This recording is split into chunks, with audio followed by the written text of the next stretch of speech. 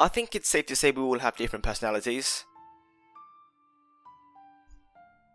We act differently from friends than we do our family, to even how we act in our room alone. So, the real question is, who is the real you? For God's sake, I'm playing here. you playing now? Oh. If we don't have a set personality, that must mean we must have multiple of them. This is the video about us and society. This is a video about permanent change and tragedy. This is a video about people and their true selves.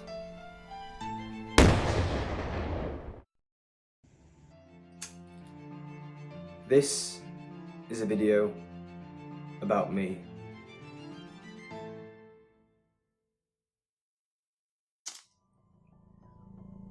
One of the most incredible cases of personality shift was this of Phineas Gage in 1849. This is what his job involved. He would fill a hole with explosive powder, then tamp it down with a steel rod. One day, as he was tamping down the powder with the steel rod, it ignited, sending a steel rod right through his brain.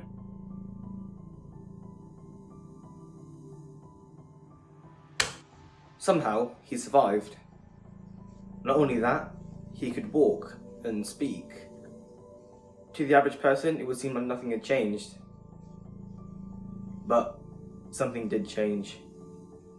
The thing that changed was his personality. His friends couldn't believe it was him. One of them said, I quote, "No longer Gage." Gage died 12 years later.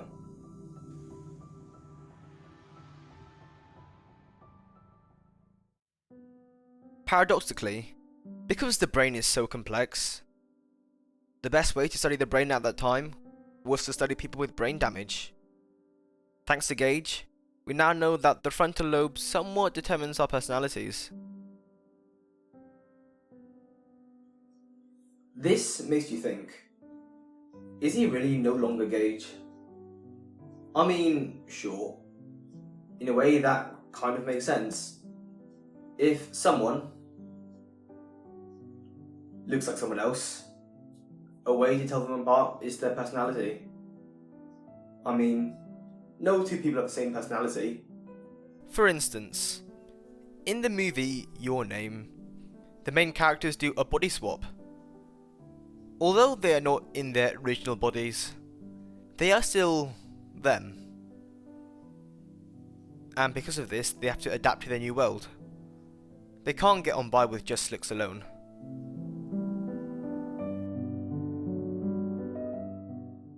If someone has lost all movement in their limbs, couldn't even talk, and the only way they can communicate is through blinking, are they still the same person? I'd say yes. This is a real phenomenon called locked-in syndrome, and this guy wrote a full book while in the States. Although his physical ability changed, he didn't. I'll still say he's the same person. You can still be you if your body is not. The game Soma demonstrates this excellently. You can clone your consciousness into different entities. Your physical state may change, but you don't. You still have your personality. You are still you.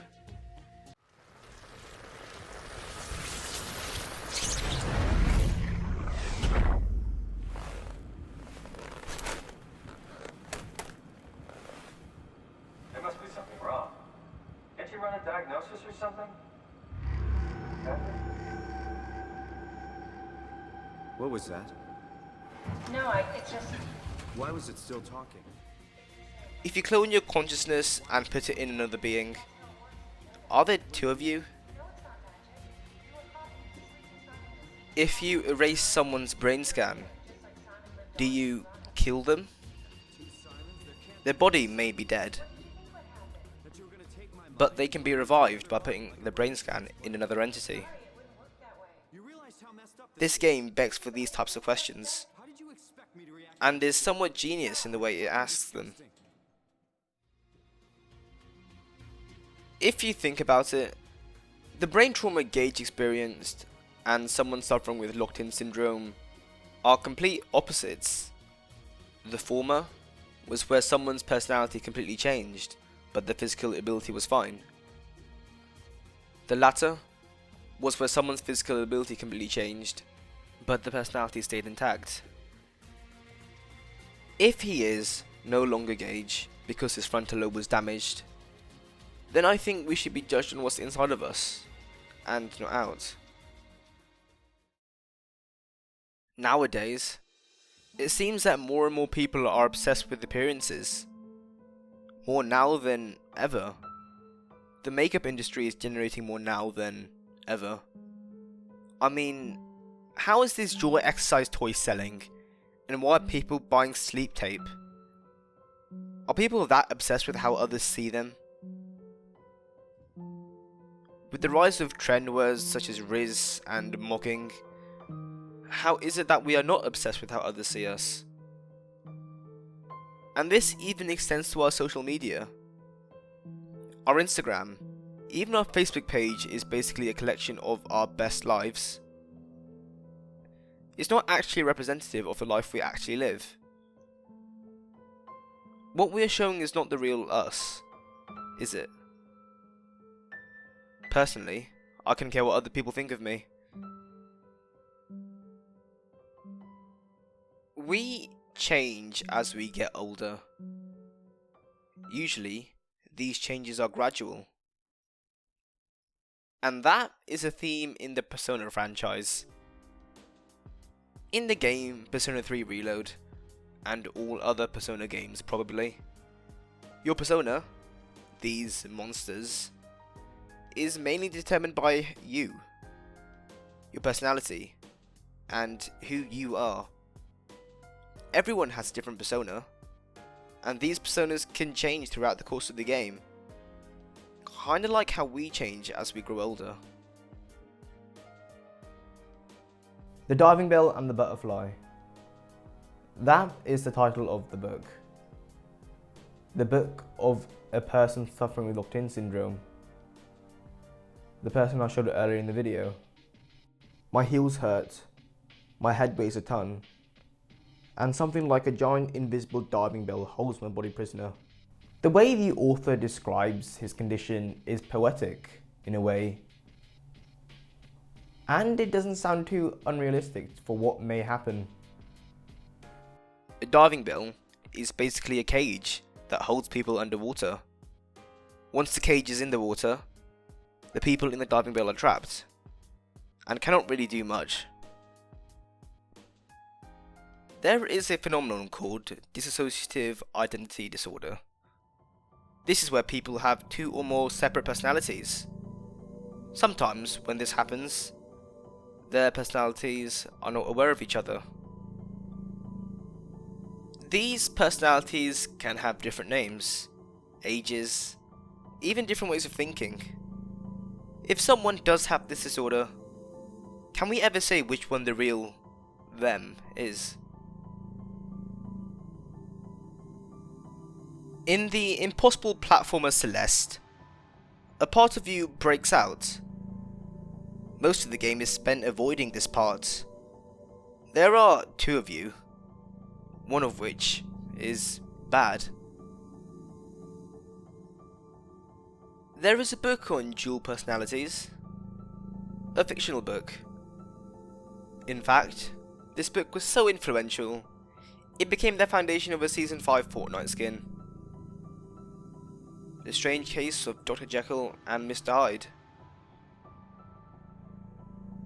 There is nothing particularly abnormal or groundbreaking about this book in today's time, but for me, the most interesting part is how the identity shift happens. He didn't suffer any brain trauma or contract any illness. He drank a potion. he went from a well-polite man to a murderer. As the book goes on, he transforms into Mr. Hyde more often. By the end of the book, he couldn't revert back. Dr. Jekyll is dead.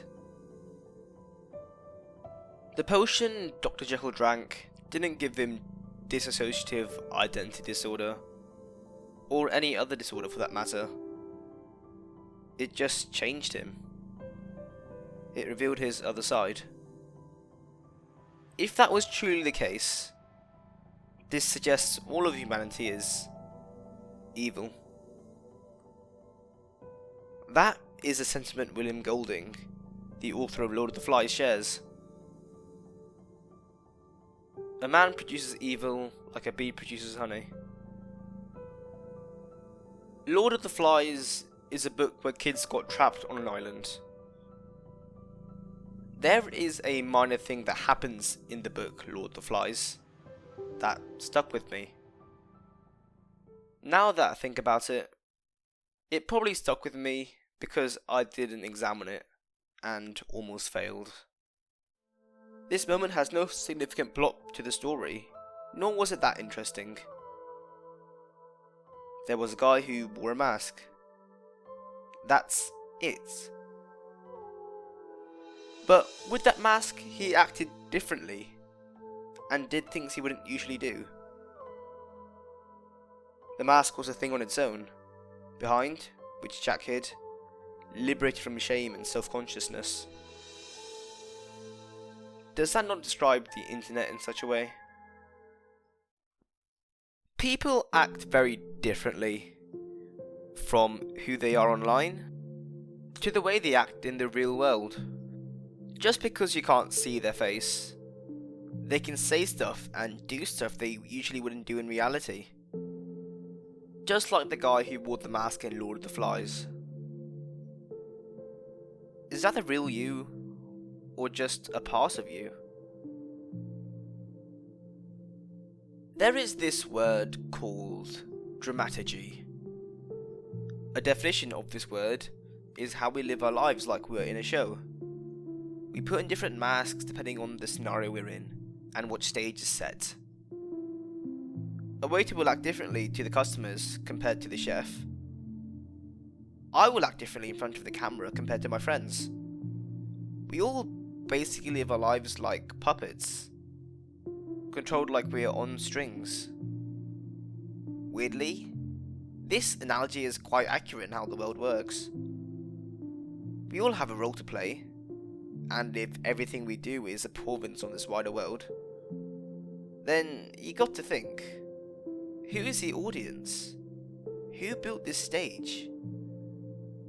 The only answer I can think of is God. Or a god, at least. Pinocchio is a story about a puppet without strings. He is basically like us. Basically a real boy.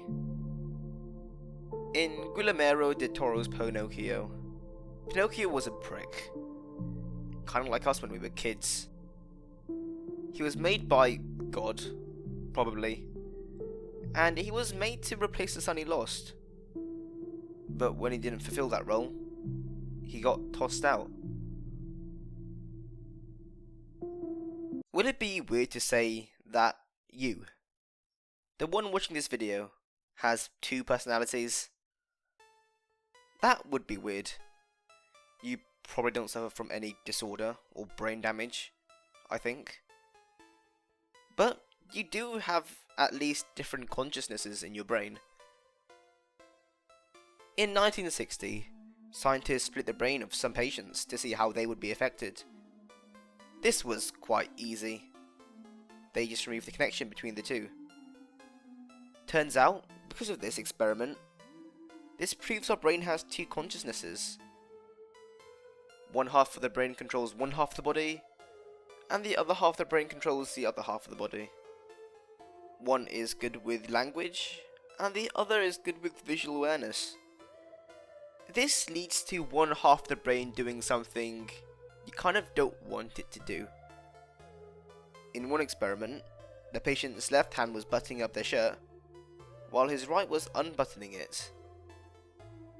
The two parts of the brain were working, they were just working independently, doing their own thing, which suggests all of us have more than one consciousness. But that can't be right, can it?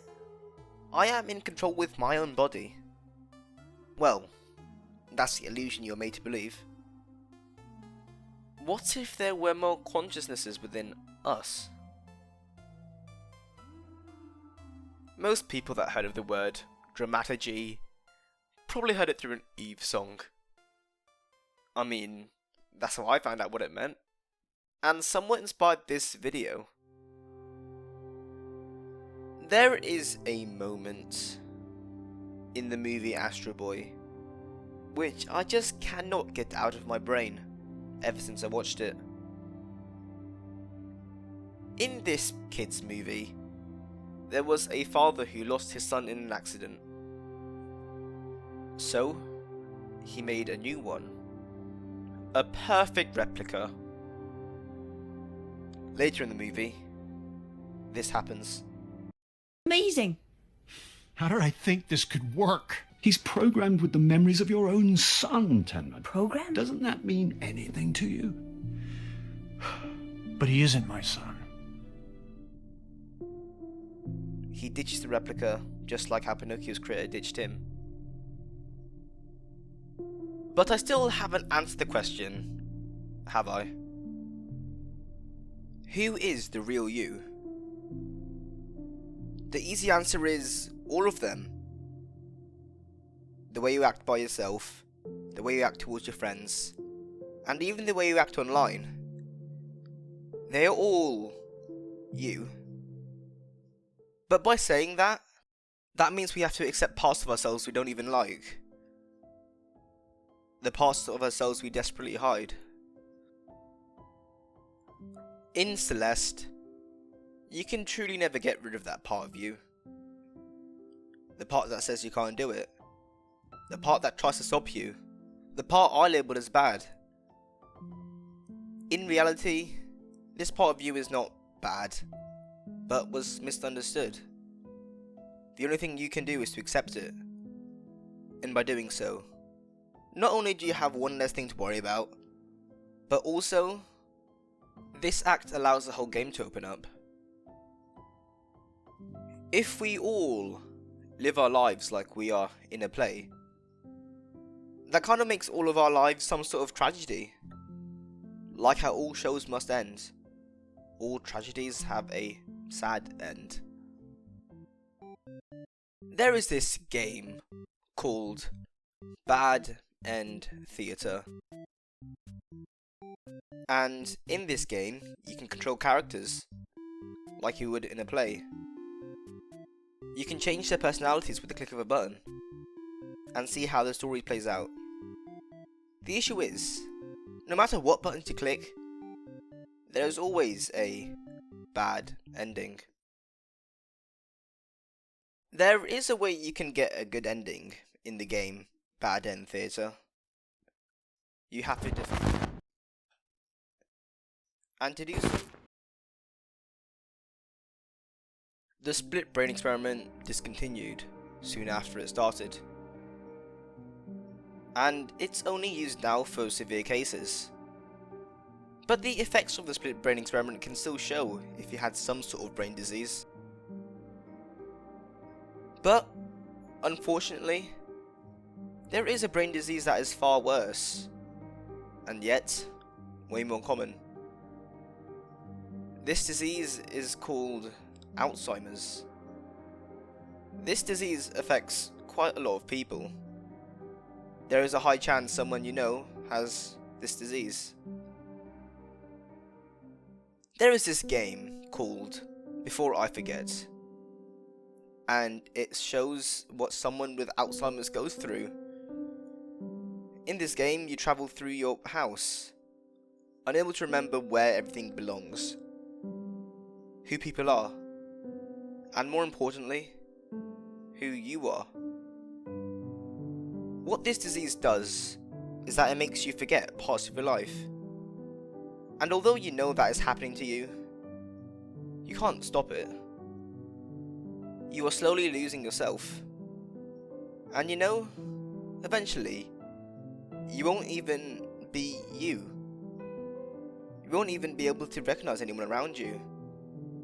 In later stages of Alzheimer's, your physical state will deteriorate until you are unrecognizable. I can't help thinking of the phrase, no longer gauge. If you develop Alzheimer's, which infects 1 in 14 people over 65, above 7%, will you no longer be you?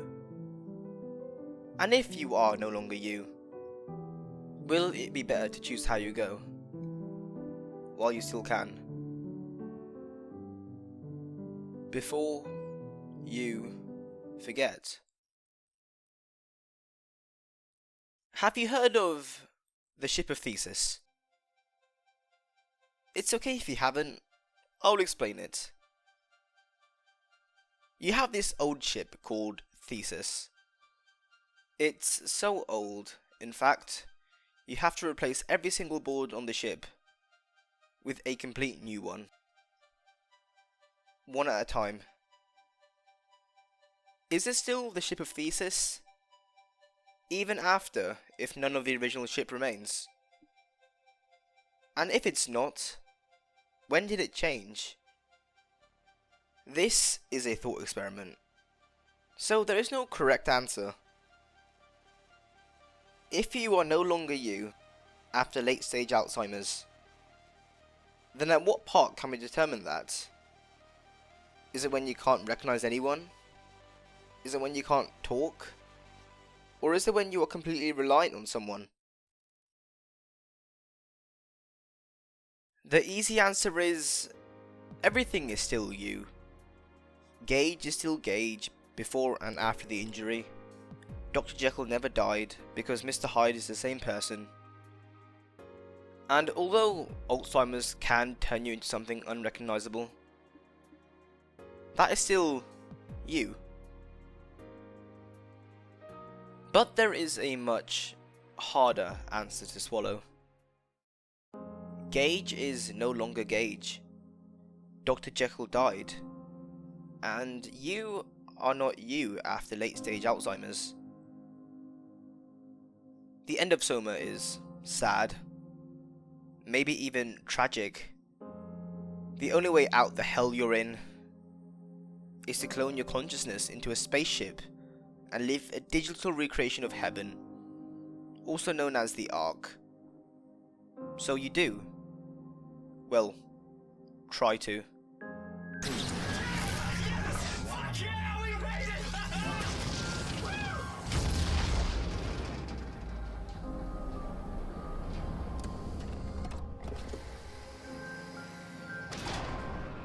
I'm still here. You are on the Ark, but you are also there. Who is the real you? The game ends. You are there alone. Your companion shut off.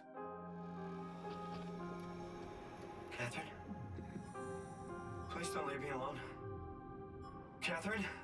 Our desire to know ourselves may go deeper.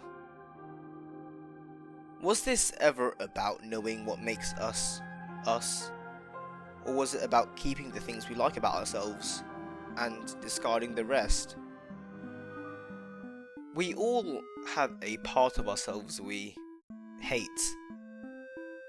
But should we embrace it or discard it? Well, I'll let you decide. Is Gage still Gage after the accident? And are you still you after Alzheimer's? Is Astro Boy a real human? And are there ever two of you in Soma? Maybe. We'll never know.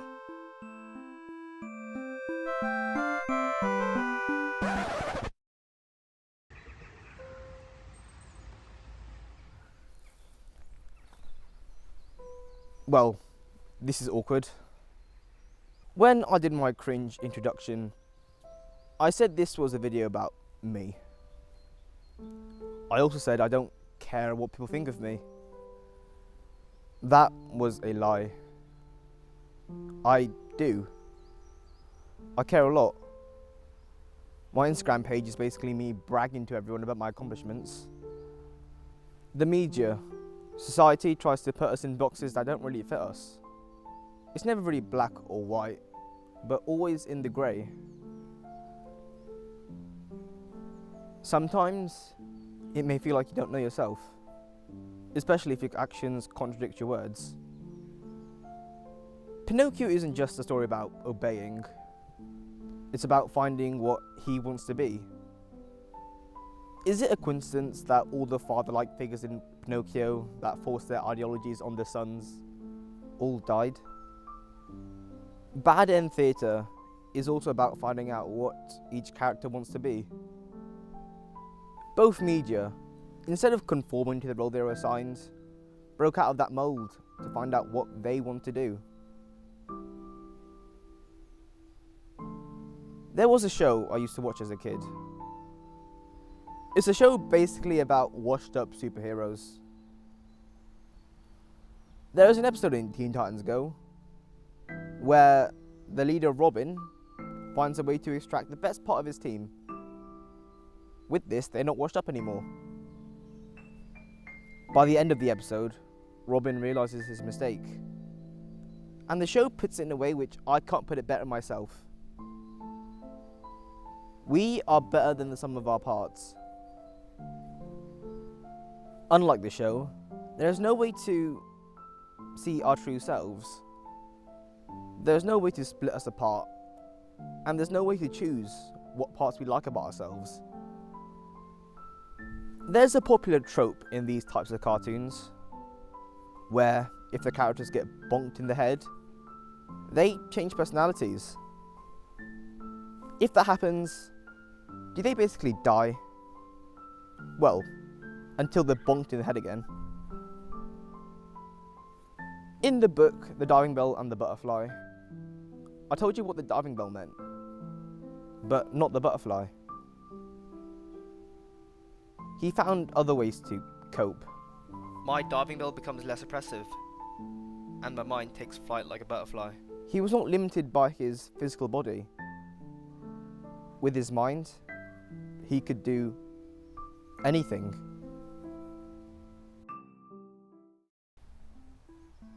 Who is the real me if I don't even know myself? Well, maybe that's what life is about. And more importantly, you got your whole life to figure that one out.